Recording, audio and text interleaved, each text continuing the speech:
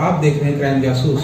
जनपद सोनभद्र के दुद्धि क्षेत्र के धनौरा गांव में स्थित मनायकू बाबा धाम पर आज विश्व आदिवासी दिवस हर्षोल्लास के साथ मनाया गया। इस कार्यक्रम के मुख्य अतिथि क्षेत्रीय विधायक श्री हरिराम चैरो द्वारा आदिवासी परंपराओं और रीति रिवाजों के साथ बूढ़ी माँ व बूढ़ा बाबा की समाधि पर 52 गढ़ के देवी देवताओं को ध्यान कर विधिवत पूजा अर्चना कर मनायकू बाबा धाम पर आदिवासियों के रक्षा व हित करने का संकल्प लिया। इसके बाद श्रद्धालुओं ने प्रसाद ग्रहण किए। इस अवसर पर विधायक श्री हरिराम चैरो ने कहा कि आदिवासी शब्द 2 शब्दों यानी आदि और वासी से मिलकर बना हुआ है। इसके अर्थ की बात करें तो इसका मतलब मूल निवासी होता है। उन्होंने ये भी बताया कि हमारे देश भारत की जनसंख्या का 8.6% यानी 10 करोड़ के बराबर एक बड़ा हिस्सा आदिवासियों का है।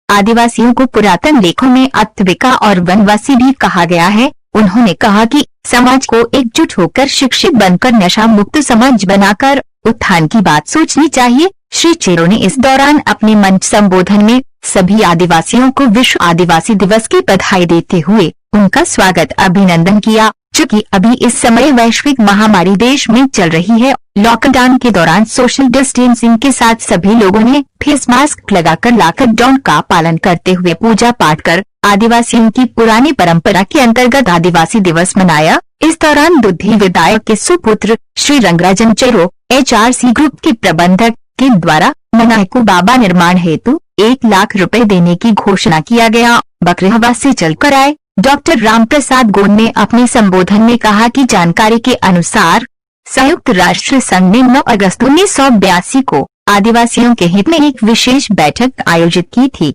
तब से इस तारीख को विश्व आदिवासी दिवस के रूप में मनाया जाने लगा।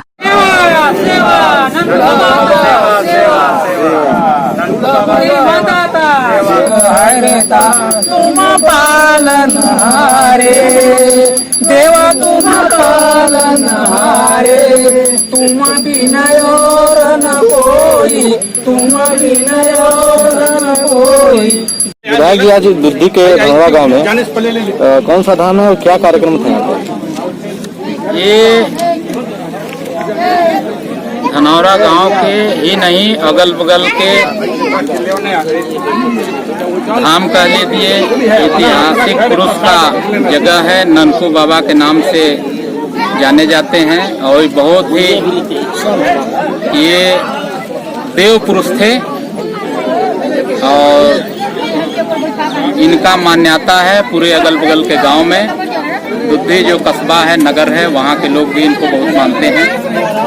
ऐसे धार्मिक स्थल पे हम लोगों ने विश्व आदिवासी दिवस मनाने का फैसला लिया, क्योंकि आज विश्व आदिवासी दिवस भी हम लोग मना रहे हैं और ननकू बाबा से प्रार्थना कर रहे हैं। ये जो कोरोना महामारी है, वैश्विक बीमारी, इसको जो है जल्द से जल्द खत्म करें और पूरा देश में अमन चैन आए। बीमारी से लोग जो है ग्रसित हैं, कुछ लोग मर भी जा रहे हैं। इसका भी हम लोग यहाँ पे आज पूजा अर्चना करके इनसे जो है प्रार्थना किए हैं कि हे ननकू बाबा, हे बूढ़ी माई, हे बड़ा देव, ये जो महामारी है इससे हम लोगों को बचाइएगा। इसका प्रार्थना करते हुए हम लोग आज विश्व आदिवासी दिवस मनाए हैं। इसमें दुद्धि विधानसभा के खासकर आदिवासी समाज के लोग प्रतिनिधि काफी संख्या में उपस्थित थे और इस गांव के सम्मानित प्रधान जी महेशानंद भाई जी और तमाम अन्य जनप्रतिनिधि भी इसमें सम्मिलित होकर के आज विश्व आदिवासी दिवस हम लोग मनाने का काम किए हैं।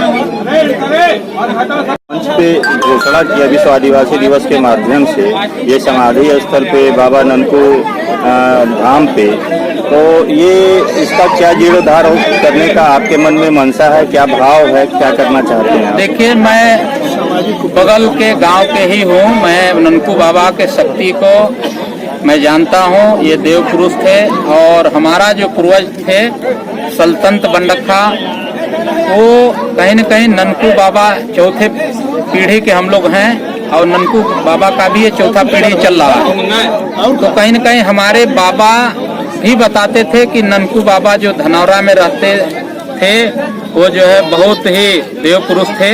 इनके बारे में पहले भी मुझे पता था, पहले से मेरे मन में जिज्ञासा था। जब मैं विधायक बना था तभी हमने घोषणा किया था कि ननकू बाबा के स्थल पे हम कोई बड़ा कार्यक्रम करेंगे। तो यहाँ पर हम जो है 25 लाख रुपए का निधि फंड दिए थे, लेकिन इनका सरकारी सूची में नाम न होने के कारण, स्वतंत्रता सेनानी न होने की वजह से ये बन नहीं पाया। फिर जो है हम इनका प्रस्ताव दिए जो है एनटीपीसी बीजपुर में, एनटीपीसी शक्तिनगर में। तो एनटीपीसी बीजपुर में 12 लाख का फंडिंग तो हुआ, पैसा भी आ गया, लेकिन जब बनने की बारी आई तो वो जब जमीन देखा गया तो ये जमीन जो है ननकू बाबा का जो एरिया यहाँ पे है ये बहुत कम मात्रा में है, और जो बगल का जमीन है वो दूसरे लोगों के नाम से है। और एनटीपीसी को चाहिए था जो है ग्राम सभा के भूमि, इसलिए वो भी नहीं हो पाया। इसलिए आज मैं विश्व आदिवासी दिवस के अवसर पे सभी लोगों के बीच में हमने घोषणा किया है कि पिछले जो 2020 का मेरा निधि आएगा उसमें से 25 लाख रुपया मैं ननकू बाबा विवाह मंडप के नाम से यहाँ दूंगा।